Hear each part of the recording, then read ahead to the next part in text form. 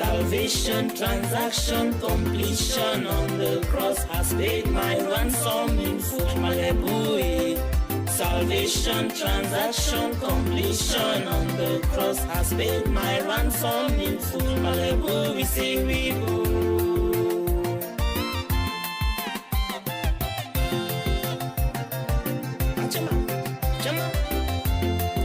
Bonjour, chers téléspectateurs et fidèles de Somme 117. Je voudrais que nous méditions dans le livre de Acte 4, du verset 32 jusqu'au verset 35. Et notre thème sera le partage. Qu'est-ce que le partage? Le partage apparaît ici comme une prescription divine. Et quand on dit prescription divine, ça veut dire que nous devons pratiquer, on doit obéir, du moins si on est disciple du Seigneur Jésus-Christ. La multitude de ceux qui avaient cru, ça c'est le passage, nous dit ça dans Acte 4, ceux qui avaient cru avaient tout en commun. Ils étaient au même lieu, ils partageaient tout ensemble. Et nul ne disait que quelque chose lui appartient sans propre. Et la parole de Dieu mentionne intentionnellement qu'il n'y avait aucun indigent parmi eux. Vous voyez, ils avaient tout en commun. C'est comme ça l'attitude normale, la manière normale des enfants de Dieu. C'est comme ça qu'ils devraient vivre. Ils se partagent ce qu'ils ont ensemble. Si l'un a, il partage avec les autres. Si vous lisez dans Jacques chapitre 2, verset 14, il dit la foi sans les œuvres est une foi morte. On peut voir que quelqu'un est enfant de Dieu, il est chrétien, il est serviteur de Dieu dans la capacité où il a à donner. Il doit aussi donner. Les œuvres de charité comptent parmi les prescriptions divines. Mais je voudrais attirer votre attention sur deux petits aspects. Le premier aspect, c'est la manière de donner. C'est ça qui est important.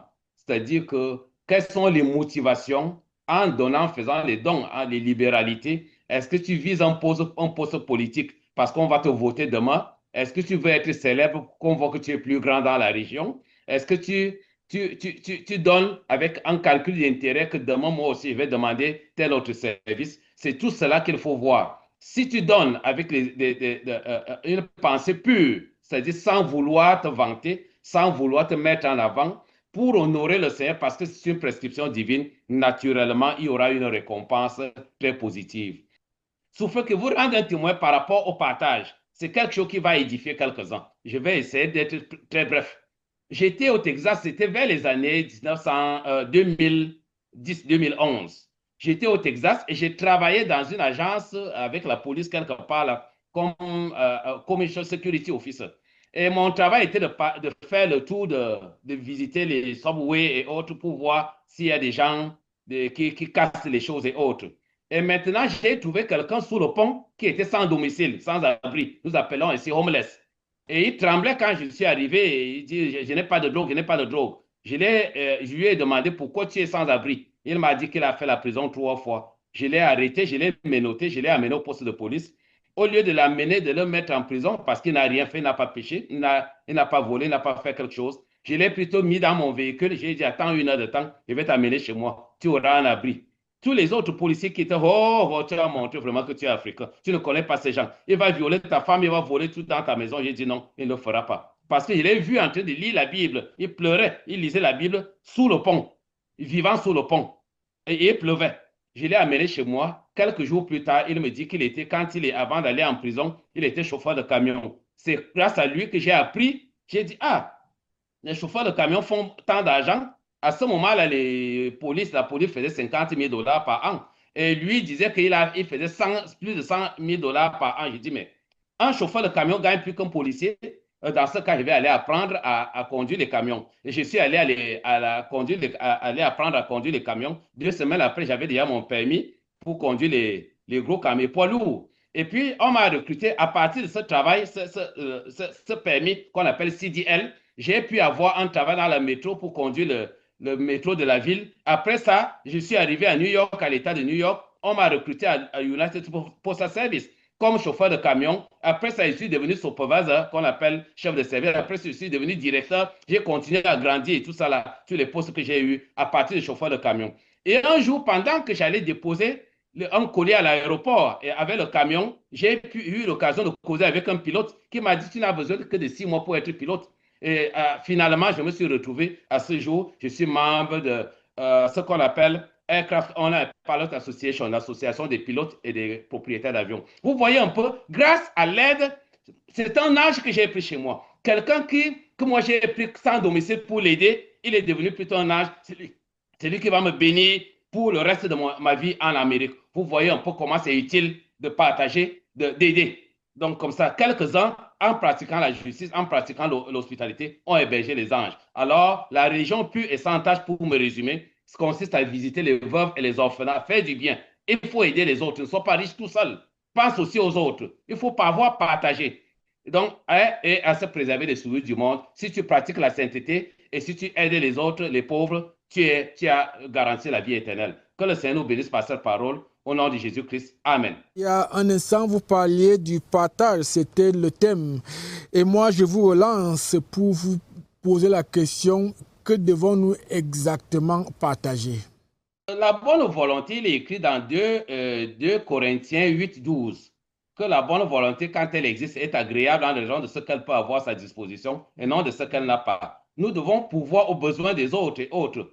Tout ce qu'on peut avoir qui peut être utile à l'autre, quand on voit l'autre dans le besoin, on devrait pouvoir partager avec lui. Ça peut aussi être la parole de Dieu. Quand tu as la vie éternelle, il faut aider aussi les autres à avoir la vie éternelle. Quand tu as une opportunité, quelque part de promotion sociale, il faut aussi aider les autres à avoir cette opportunité au lieu de fermer la porte pour que les autres cassent les ponts, pour que les autres ne traversent pas. Il faut aider les autres à s'en sortir, à réussir dans la vie, et c'est un bon partage. Tout ce que nous avons, nous devons pouvoir partager avec les autres. C'est bien, faire du bien à l'humanité. Est-ce qu'on est forcé de partager si on ne reçoit pas? Ou alors, est-ce qu'on est obligé de donner à ceux qui ne nous donnent pas? Je viens de signaler, mentionner 2 Corinthiens 8, 12 qui dit qu'on doit donner ce que notre superflu. C'est-à-dire que la bonne volonté, quand elle existe, doit donner en raison de ce qu'elle peut avoir à sa disposition, non ce qu'elle n'a pas. Quand tu n'as pas, tu ne peux pas donner. Dieu comprend que tu n'as pas. Mais quand tu en as, il faut pouvoir donner. Et il ne faut pas aller donner au-delà de ce qu'on peut, c'est-à-dire jusqu'à se mettre dans les difficultés. Maintenant, quand Dieu fait, il faut comprendre que Dieu fait lever le soleil sur les bons et sur les méchants. Donc, il ne fait pas de distinction. Les publicains, si vous faites seulement du bien à ceux qui peuvent vous rendre le bien, alors il n'y a rien. Le Seigneur Jésus-Christ a fustigé ça, nous a donné cet enseignement dans Matthieu 5 au verset 46, que si vous faites seulement le bien aux autres, à vos amis, alors les païens aussi le font. Nous devons pouvoir faire le bien au-delà il dit, si votre justice ne suit pas celle des scribes et des pharisiens, vous pouvez avoir le royaume des cieux. Vous pouvez entrer dans le royaume des cieux. Nous devons faire plus que ceux qui ne sont pas croyants. Nous devons faire un peu plus que eux. Et nous nous efforçons. Peut-être que vous pourrez peut-être que je ne sais pas, je peux vous donner beaucoup de témoignages par rapport à ça. De toutes les manières, il est bon de donner et on donne à tous. Mais n'oubliez pas, surtout envers les frères dans la foi. Merci, apôtre Claver Elanga, d'avoir été avec nous ce matin du dimanche. Je rappelle que vous êtes le responsable de la Christian Warriors Community. Vous êtes à New York, aux États-Unis. Mais on retrouve votre mouvement religieux à travers le monde entier. Nous vous disons une fois encore merci de votre disponibilité. Merci, c'est moi qui vous remercie plutôt pour cette opportunité que vous me donnez. Je pense que beaucoup, à partir de ce matin, vont commencer à partager aussi.